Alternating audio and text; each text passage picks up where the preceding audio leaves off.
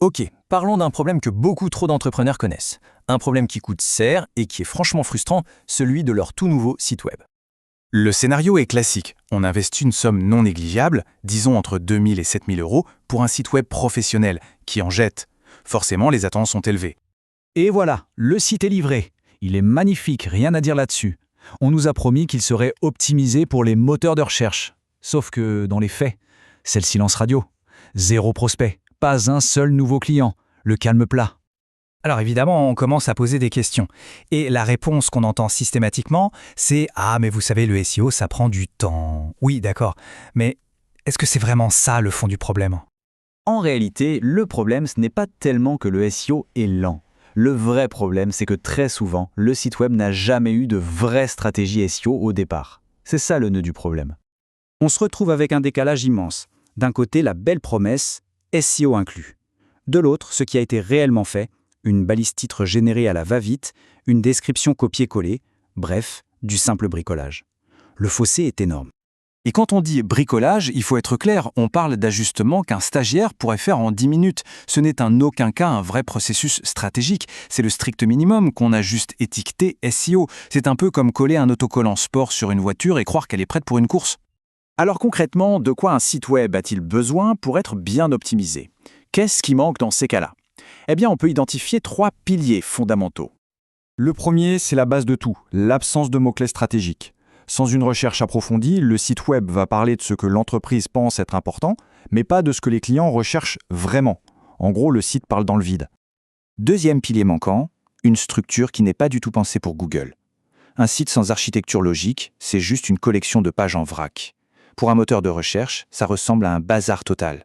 C'est impossible pour lui de comprendre et de classer correctement un site aussi désorganisé. Et le troisième point, qui est tout aussi crucial, il n'y a pas de parcours de conversion.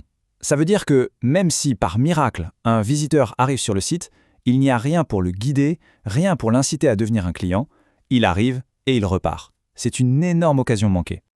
Et tout ça, ça a un coût. Un coût qui va bien au-delà de l'investissement de départ dans le site. Les conséquences sont en fait beaucoup plus profondes. La conséquence la plus pernicieuse, c'est que le chef d'entreprise finit par se dire « le SEO, c'est de l'arnaque, c'est du bullshit ». C'est une conclusion qui paraît logique de son point de vue, mais elle est complètement fausse. Et c'est dangereux parce que ça l'empêche de chercher la vraie solution.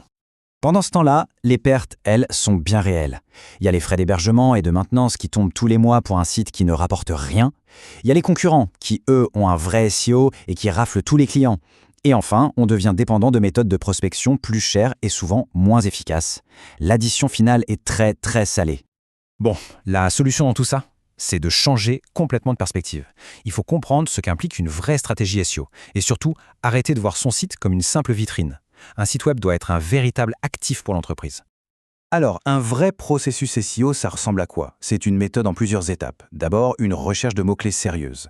Ensuite, on bâtit une architecture de site intelligente. Après, on crée du contenu optimisé. On définit une stratégie claire pour convertir les visiteurs. Et enfin, point essentiel, on suit les résultats et on améliore en permanence. C'est un travail de fond, pas un coup de baguette magique. S'il y a une chose à retenir, c'est celle-ci. Un site web n'est pas une œuvre d'art. Son but n'est pas de gagner un concours de design. Sa seule et unique mission, c'est de générer du chiffre d'affaires. C'est la seule chose qui compte à la fin. Ce qui nous amène à la question finale que tout le monde devrait se poser. Ce site web, est-ce que c'est un atout qui travaille pour l'entreprise, qui rapporte de l'argent, ou est-ce que c'est juste une dépense, un poids mort qui draine les ressources ? La réponse à cette question peut littéralement changer la trajectoire d'un business.